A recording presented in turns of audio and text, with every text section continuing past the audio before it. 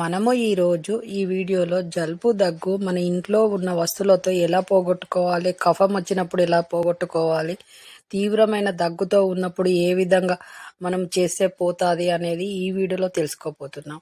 అవి ఈజీగానే ఉంటాయి, మన ఇంట్లో ఉన్న వస్తువులతోటే చేసుకోవచ్చు. ఏ మెడికల్ షాప్కైనా ఏ హాస్పిటల్కైనా వెళ్ళని అవసరం లేదు. కాబట్టి ఈ వీడియోలో చెప్పినట్టు చేయడం వల్ల దగ్గు క్షణాల్లోనే పోతుంది. అలాగే జలుబు కఫం వచ్చి బాగా గొంతు అదైనప్పుడు కూడా ఈ విధంగా చేయడం వల్ల ఈజీగా పోతాయి. ఒకటి రోజుల్లో మీకు ఈ ఉపశమనం కలుగుతుంది. వీడియోలోకి వెళ్ళే ముందు ఈ వీడియో చూస్తున్న వాళ్ళు, ఛానల్ చూస్తున్న వాళ్ళు షేర్ చేయండి, సబ్స్క్రైబ్ చేయండి, లైక్ చేయండి. ఎందుకంటే మీరు ఇచ్చే సపోర్ట్ మేము ఎన్నటికి మరవలేము. ప్లస్ మీరు ఎదుటి వాళ్ళకి ఇంకొంచెం షేర్ చేయడం వల్ల వాళ్ళు కూడా హెల్తీగా హ్యాపీగా కూడా ఉంటారు కదా, అది మంచిదే కదా మనకి.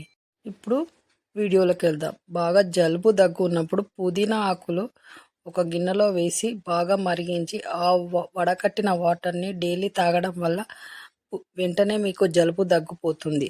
అలాగే కఫం ఎక్కువగా ఉంది అనుకున్నప్పుడు తేనె, నల్ల మిరియాల పౌడర్ను కొంచెం కలిపి తీసుకోవడం వలన మీకు తొందరగా కఫం అనేది మొత్తం పోయి నీట్గా ఉంటుంది.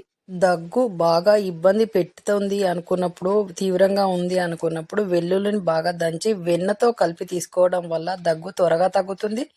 ఉపశమనం అనేది మీకు ఈజీగా తెలుస్తుంది. అది తింటుంటే మీకే దగ్గు తగ్గుతుంది అని తెలుస్తుంది.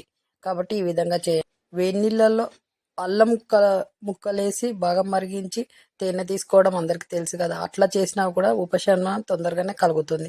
అలాగే లవంగాలు, అల్లము, మిరియాలతో చేసిన మసాలా టీ తాగడం వల్ల కూడా తొందరగా ఉపశమనం కలుగుతుంది. దగ్గు, జలుబు, కఫం లాంటివి మొత్తం పోయి హెల్తీగా అవుతారు. కాబట్టి ఈ విధంగా చేయండి. ఇలా చేయడం వల్ల మీరు హెల్తీగా ఉంటారు. ఈజీగా ఇంట్లోనే మేమే చేసుకొని మెడిసిన్ వాడాము అన్న సంతృప్తి మీకు ఉంటుంది. మీకు ఏ నొప్పి లేకుండా, ఏ అవస్థ లేకుండా ఉంటారు. కాబట్టి ఈ విధంగా చేయండి. జలుబు, దగ్గు, కఫం లాంటివి మొత్తం పోతాయి.